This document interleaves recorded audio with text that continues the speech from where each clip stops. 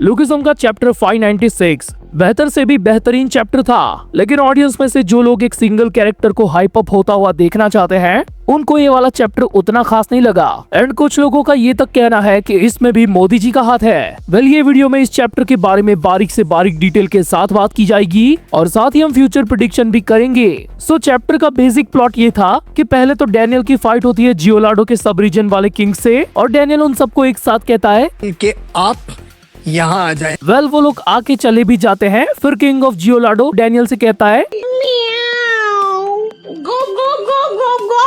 तो डैनियल भी उसके ट्रैप में आ जाता है। लेकिन उसके बाद एम्बुलेंस का पिछवाड़ा चीर कर निकलते हैं जिन्यूंग पार्क, जो एक साथ वहां मौजूद सभी लोगों को कहते हैं।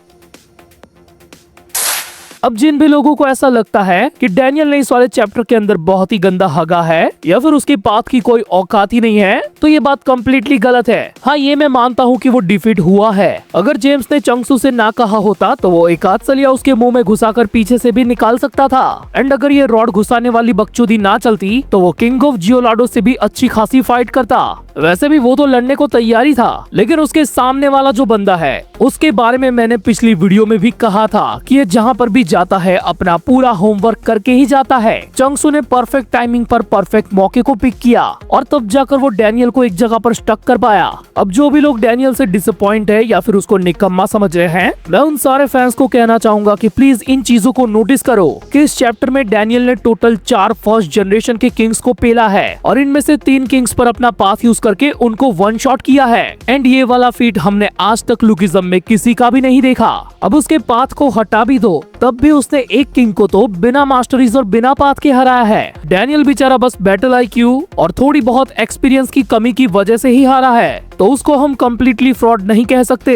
अब सब ये तो देखो कि उसकी बॉडी इंटरनली तब जाकर डैमेज हुई जब उसने एक साथ 3 बड़े फाइटर्स पर अपना पाथ यूज किया। वैसे इनडायरेक्टली यहाँ पर ये चीज भी बताई गई है कि डैनियल ने अपने पाथ को इस्तेमाल करने की प्रैक्टिस की थी और उसके बाद इस फाइट में उसने 3 बंदों को हराया एंड फिर वो थोड़ा सा लड़खड़ाया, विच मीन्स कि अगर वो फ्यूचर में और ज्यादा इस पर ध्यान दे या प्रैक्टिस करे तो मे बी किसी फ्यूचर की बड़ी फाइट के अंदर हम डैनियल को अपने मल्टीपल अपोनेंट्स पर पाथ यूज करता हुआ देख सकते हैं। पर इस चैप्टर को देखने के बाद मैं पूरी तारीफ करना चाहूंगा चंगसू द व्हाइट क्रो की। हम अब तक उसकी पर्सनालिटी को देखकर ये समझ गए हैं कि ये नाम उस पर सूट क्यों करता है। सफेद कलर एक तरीके से शांति की निशानी है, मे भी कुछ लोगों के लिए प्यार की होगी, बट द पॉइंट इज कि उसी शांति के साथ हमने अब तक किंग ऑफ जियोलाडो को जितना भी देखा है तो वो हर एक सिचुएशन में एकदम शांत रहकर काम करता है। चाहे एली जेंग या याना के सामने हो, चाहे कीटे किम के सामने हो और चाहे वर्कर्स की सारी एफिलिएट के हंट के दौरान। इसका एनालाइजेशन और आईक्यू इतना कमाल का है जैसे कि बिल्कुल एक कौवा जिसमें होशियारी और चतुराईपना कूट कूट के भरा है। और इस चीज का परफेक्ट एग्जाम्पल ये है कि जिन्यूंग पार्क के जागने के बावजूद भी हमने चंगसू के फेस पर कोई ज्यादा एक्सप्रेशन नहीं देखे।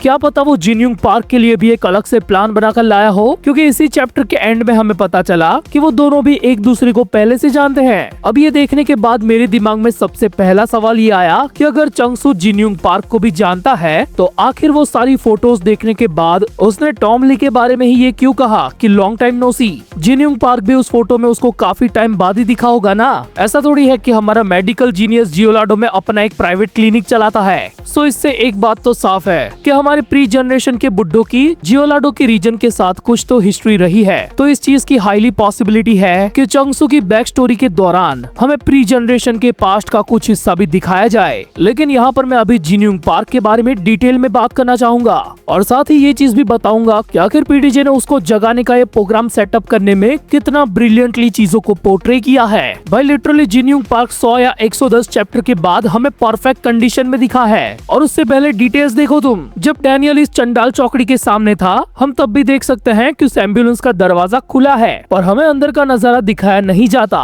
फिर इस पैनल के अंदर वो दरवाजा क्लोज होता है, ये देख के हमें लगता है कि शायद ये डैनियल पार्क ने किया होगा। उसके बाद जब डैनियल इस चंडाल चौकड़ी में से 3 बंदों को अपने पाथ का यूज करके वन शॉट करता है तो वो लोग सीधा एम्बुलेंस के साइड में जाकर क्लैश करते हैं और तब भी एम्बुलेंस का बैक डोर क्लोज है। अब कुछ फैंस इंटरनेट पर ये थियरी लगा रहे हैं कि इसी इम्पैक्ट के चलते एम्बुलेंस के अंदर रहा जिनयूंग पार्क शायद से जाग गया होगा और जितने टाइम के दौरान चंगसू ने डैनियल को ट्रैप किया और उसके सामने थोड़ा बहुत ज्ञान पेला, बस उतने ही टाइम में जिनयूंग पार्क यूजिन के भाई युशियोंग को ट्रीट किया। क्योंकि जब यूजिन को खत्म करने के लिए चंगसू ने एम्बुलेंस का दरवाजा खोला, तब हमें ध्यान से देखने पर ही ये पता चलता है कि युशियोंग के नेक को ऑलरेडी फर्स्ट एड दिया जा चुका है। बस इंजेक्शन लगने की देरी थी, लेकिन बीच में चंगसू आ गया तो जिनयूंग पार्क ने निकल लौड़े कर दिया।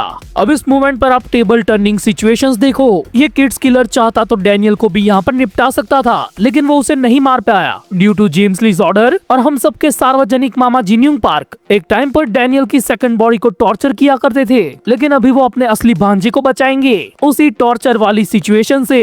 अब प्रिडिक्शन यहाँ पर सिर्फ और सिर्फ जिनयूंग पार्क को लेकर ही की जा सकती है, क्योंकि डैनियल का लॉक लग चुका है, वो कुछ नहीं कर सकता और यूजिन अपने भाई की केयर कर रहा है, सो वो चाहकर भी कुछ नहीं कर पाएगा। वेल, चैप्टर के एंड में हमें जिनयूंग पार्क का टाइटल मिरर किंग दिखाया गया है, यानी कि उसे अपनी कॉपी स्किल के अंदर महारत हासिल है, जिससे नेक्स्ट वाले चैप्टर में उसके फाइट की एक्यूरेसी और अटैक्स की यूनिकनेस बढ़ जाती है। अब मेरी पर्सनल प्रेडिक्शन ये कहती है कि अगर हमें पीटीजे जिनयूंग पार्क के थ्रू कुछ और ही घातक और बवाल चीज दिखाना चाहते हैं, तो यहाँ पर भी उसकी 4 मास्टरीज दिखा सकते हैं और उससे होने वाला कंबाइंड कॉपी अटैक भी। और हमें पता है कि प्री जनरेशन वाले बंदों के पास 4 मास्टरीज होना नॉर्मल बात है। बस दिक्कत यहाँ पर यह है कि जिनयूंग पार्क को अगेन उसका ट्रॉमा हिट ना कर जाए। वैसे तो गैप्योंग किम को याद करने के बावजूद भी अभी उसका दिमाग सही है, लेकिन क्या पता अगर किसी ने कीटे किम का नाम ले लिया या फिर वही यहाँ पर आ गया तो दिक्कत यहाँ पर बढ़ सकती है।